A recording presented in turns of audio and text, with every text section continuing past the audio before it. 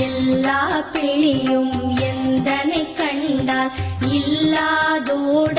நீ என கருள்வாய். ஈரேழ் உலகமும் எனக்குறவாக ஆணும் பெண்ணும் அனைவரும் எனக்கா மண்ணாளரசரும் மகிழ்ந்துறவாகவும் உன்னை துதிக்க